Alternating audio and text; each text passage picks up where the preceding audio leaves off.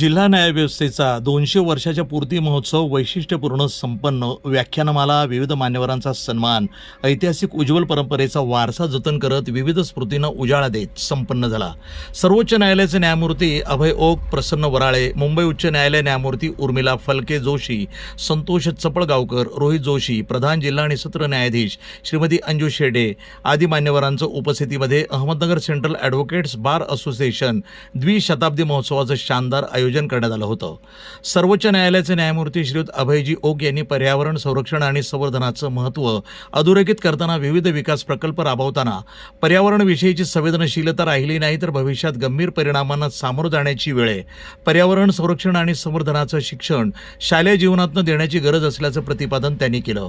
Central bar असोसिएशनचे राज्यघटनेच्या अमृत महोत्सवी वर्षाचे पार्श्वभूमीवर व्याख्यान मिळाल्याचं आयोजन कौतुक करताना कुठल्याही संस्थानं राज्यघटनेवरील चर्चेच्या विचारमंथनाचं कार्यक्रम आयोजित केल्यास न्यायाधीश म्हणून तिथं जाण्याचे आमचे कर्तव्य आहे, ती आम्ही पार पाडले. या सोहळ्याचं अशा शब्दात त्यांनी या कार्यक्रमाचा न जाण्याच्या पाठपुराव्याचा खरपूस समाचार घेतला. तेथे झालेले अधिकृत अनधिकृत असे प्रश्न उद्भवत नाही. वकिलांना बंधुत्वाचा विसर पडता कामा नये. राज्यघटनेच्या कलम 21 तत्वज्ञानानुसार माणूस म्हणून जगण्याचा अधिकार आहे, मात्र तो समृद्ध, निरोगी, आनंदी, समाधानी वृत्तीनं मौल्यवान अधिकारानुसार जगलं पाहिजे. त्यासाठी विविध कायद्यांचं काटेकोर पालन संस्कृतीचा अविभाज्य घटक म्हणून पालन करण्याचे त्यांनी अहवाल केले. सर्वोच्च न्यायालयाचे न्यायमूर्ती प्रसन्न वराळे यांनी संविधानानं मानवी मूल्यांना वाचा दिली. संविधान प्रस्तावना सर्वांना वाचली पाहिजे, तोच खरा आत्मा असून संवेदनशीलतेचं प्रतीक आहे.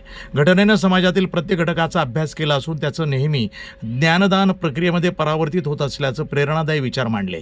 जिल्हा न्यायदान प्रक्रियेच्या 200 वर्षाचा सूक्ष्म मागोवा घेणारं विविध व्यक्तिचित्रे सचित्र असलेली न्यायमंदिर या श्री अशोक कुरापाटी यांनी संपादित केलेल्या स्मृतिग्रंथाचं त्या मान्यवरांनी प्रकाशन केलं. श्री कुरापाटी यांचा न्यायमूर्ती ओक यांनी विशेष सन्मान केला. निवृत्त न्यायमूर्ती बी जी कोळसे पाटील, न्यायमूर्ती रोहित जोशी, संतोष चपळगावकर, उर्मिला फलके जोशी, प्रधान जिल्हा न्यायाधीश श्रीमती अंजूजी शेंडे, शालिनी जोशी फणसाळकर आदींची समयोचित भाषणं झाली. नगर जिल्ह्याचे सुपुत्र उच्च न्यायालयाचे न्यायमूर्ती झालेले B G Kolse Patil, Shalini Joshi Phansalkar, Sadhana Jadhav, S M Gavhane, Vinay Joshi, लजी शेवलीकर, बार काउन्सिल सदस्य आर बी पोलाटे, दीपलक्ष्मी म्हसे, विश्वासराव आठरे पाटील, अशोक पाटील, चांगदेव डुबे पाटील, उदय वारुंजीकर आणि जिल्हा न्यायाधीश या प्रक्रियेमध्ये कार्य न्यायाधीश आणि कार्यक्रमास मोलाचं सहकार्य केलेल्या मान्यवरांचा सन्मान करण्यात आला. सेंट्रल ॲडव्होकेट्स बार असोसिएशनचे अध्यक्ष ॲडव्होकेट अशोक कोठारी यांनी नगर जिल्ह्याच्या ऐतिहासिक थोर उज्ज्वल परंपरेचा मागोवा घेऊन न्यायदान प्रक्रियेतील महनीय योगदानाचा कृतज्ञतापूर्वक उल्लेख करून व्याख्यानमालेच्या आयोजनातून मिळणाऱ्या समृद्ध ज्ञानाचा, अनुभवाचा नव्या पिढीस प्रेरणा मिळून न्याय सर्वांसाठी या तत्वानुसार न्यायदान प्रक्रियेला गती मिळेल असा विश्वास व्यक्त केला. जिल्हा सहकारी वकील ॲडव्होकेट एस के पाटील यांनी आभार मानले.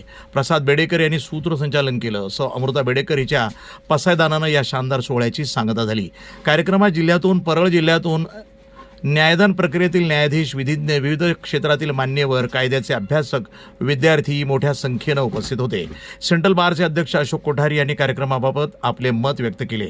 कार्यक्रमाच्या यशस्वीतेसाठी सेंट्रल ॲडव्होकेट्स बार असोसिएशनचे पदाधिकारी आणि सभासद वकील मंडळाचे मोलाचे सहकार्य लाभले. हे जगभर मोठं केलं. या ऐतिहासिक संतभूमीत सर्वोच्च न्यायालयाचे न्यायमूर्ती श्री अभयजी ओकर, न्यायमूर्ती प्रसन्नजी वराळे साहेब, मुंबई उच्च न्यायालयाच्या न्यायमूर्ती उर्मिलाजी फलके मॅडम, न्यायमूर्ती संतोषजी चपळगावकर साहेब, न्यायमूर्ती रोहितजी जोशी साहेब, तसेच जिल्हा न्याय व्यवस्थेत व इतिहासात पहिल्यांदाच जिल्हा व सत्र न्यायाधीश 200 वर्षाचा इतिहास आपल्या या न्यायव्यवस्थेला आहे. या 200 वर्षाच्या इतिहासात पहिल्यांदा जिल्हा व सत्र प्रधान जिल्हा न्यायाधीश म्हणून शेंडे मॅडम यांची नेमणूक झालेली आहे. 200 वर्षात पहिली महिला, तर त्यांचंही मी या ठिकाणी विशेष करून स्वागत करतो. या सर्वांचा मला स्वागत करण्याचा योग मिळाला हे मी माझ्या बारचे, माझ्या सदस्यांचे भाग्य समजतो. या साधू संतांच्या भूमीत त्यांचे व आपल्या सर्वांचे मनपूर्वक स्वागत करतो. याच कार्यक्रमाला अनुसरून आमच्या बारमध्ये सभासद म्हणून कार्यरत राहिलेले मुंबई उच्च न्यायालयाचे न्यायाधीश म्हणून काम केलेले निवृत्त न्यायमूर्ती आमचे मित्र श्री बी कोळसे पाटील, न्यायमूर्ती साधना जाधव, न्यायमूर्ती एस एम गव्हाणे हे नगर जिल्ह्यातील सुपुत्र आहेत. त्याचबरोबर न्यायमूर्ती गणेश जोशी, न्यायमूर्ती एम जी शेवडेकर यांनी या जिल्ह्यामध्ये जिल्हा व सत्र न्यायाधीश म्हणून काम केलेलं होतं. त्यानंतर त्यांची उच्च न्यायालयात न्यायमूर्ती म्हणून नेमणूक झालेली होती. या सर्व लोकांचा सन्मान या निमित्तानं करण्याचं आमच्या सर्वांना ठरवलं आणि ती कार्यकृती आज आपल्यासमोर निश्चितपणे प्रत्यास येत आहे. तत्वांविषयी चर्चा करणं, त्याच्याविषयी विचार प्रदर्शन करणं आणि ते विचार सामान्य माणसापर्यंत पोहोचवणं हे आमच्या न्यायाधीशांचं कर्तव्य असतं. आणि म्हणून जेव्हा एक व्यासपीठ मिळतं आम्हाला या विषयावर चर्चा करायला, तर ते व्यासपीठ आम्ही टाळत नाही. मला एकच सांगायचं आहे आपल्याला की आम्ही न्यायाधीश म्हणून एखाद्या संघटनेतर्फे आम्हाला बोलवलं, त्यांचा आमंत्रणाचा स्वीकार केला म्हणून आम्ही दुसऱ्या संघटनेचे शत्रू ठरत नाही. आम्ही इथे काय येतो, आम्हाला घटनेविषयी प्रेम आहे, घटनाकारांविषयी प्रेम आहे म्हणून आम्ही येतो. कारण शेवटी आपण एक विचार केला पाहिजे की भारताच्या राज्यघटनेमध्ये कलम 51 आहे. त्यातलं पहिलंच तत्व असं आहे की भारताच्या सर्व नागरिकांनी घटनेचं पालन केलं पाहिजे. घटनेचं पालन करणे त्यांचं मूलभूत कर्तव्य आहे. आणि पुढचं वाक्य फार महत्वाचं आहे. ते पुढचं वाक्य असं आहे की घटनेचे जे आदर्श आहेत, आयडियल्स ज्याला म्हणतो, त्याचा कायम सन्मान केला पाहिजे. आणि म्हणून हे 51 हे जे कलम आहे ना, एक प्रकारची ती चळवळ आहे. ती चळवळ अशी आहे की या राज्यघटनेच्या ज्या संकल्पना आहेत, त्याचे जे आदर्श आहेत, त्या आदर्शाचं पालन कसं करता येईल याविषयीची चळवळ आहे. या चळवळीमध्ये आम्ही सर्वांचा सहभाग पाहिजे त्याच्यामध्ये. आणि या ज्या संकल्पना आहेत, आदर्श म्हणतो, आयडियल्स ऑफ कॉन्स्टिट्यूशन म्हणतो, प्रस्ताविकावासी आपल्या तरी लक्षात येतं. त्यातलं एक महत्वाचं एक वाक्य आहे त्याच्यामध्ये, एक महत्वाचं तत्व आहे, ते म्हणजे बंधुत्वता, फ्रॅटर्निटी. कमीत कमी वकील मंडळी तरी बंधुत्वाचा विसर करून देऊ नका. फ्रॅटर्निटी हे महत्वाचं तत्व आहे.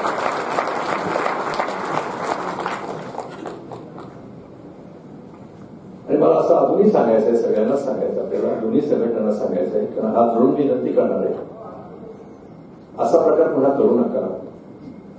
2 सर्वोच्च न्यायालयाचे न्यायाधीश एका व्यासपीठावर येतात आणि त्यांना आपल्याशी संवाद साधायचा आहे घटनेविषयी.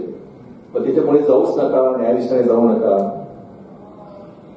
असं आपण कधीही करू नका. लाखो वंचित शोषित जे अज्ञानाच्या गर्तेत होते, दारिद्र्याच्या खाईत होते, वाचाहीन होते, वेड्याने जखडले होते, त्या सर्वांना या संविधानाने वाचा दिली. या संविधानाने त्यांच्या बेड्या तोडून टाकल्या. या संविधानाने त्यांना माणूस म्हणून जगण्याचा अधिकार दिला.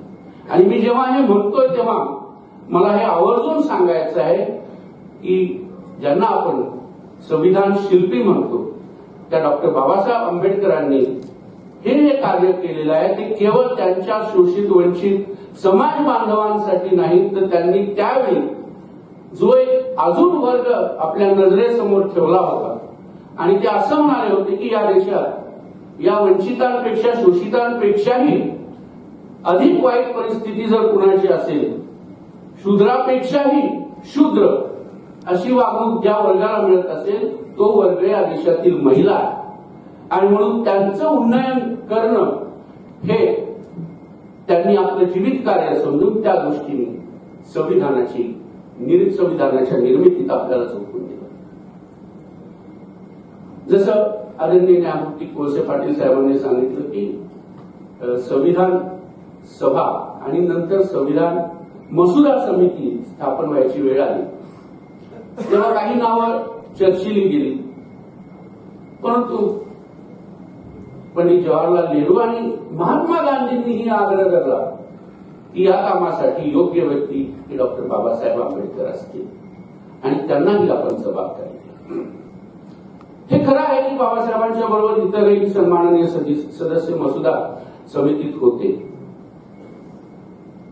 पण जेव्हा या मसुदा समितीने आपलं काम सुरू केलं आणि हे खरं आहे की मसुदा तयार करताना पहिला मसुदा ज्याला आपण म्हणतो बेनेगल राव यांना की त्याचं आपण श्रेय दिलं पाहिजे, पण अधिक श्रेय किंवा संविधान शिल्पी आपण उल्लेख जेव्हा डॉक्टर बाबासाहेब आंबेडकरांचा करतो तेव्हा त्याची पार्श्वभूमी आपण लक्षात घेतली पाहिजे. जिल्हा न्यायालयाला द्विशताब्दी महोत्सवानिमित्त जी पुष्पमाला आयोजित केलेली होती त्या पुष्पमालेमध्ये जस्टिस सुप्रीम कोर्टाचे आहेत ओक साहेब आणि त्याचबरोबर दुसरे न्यायाधीश श्री वराळे साहेब यांनी अतिशय महत्त्वाच्या घटना, पर्यावरण या सर्व विषयांचा उहापोह केलेला आहे. कार्यक्रम हा अतिशय आखीव स्वरूपात झालेला आहे, भव्य स्वरूपात झालेला आहे.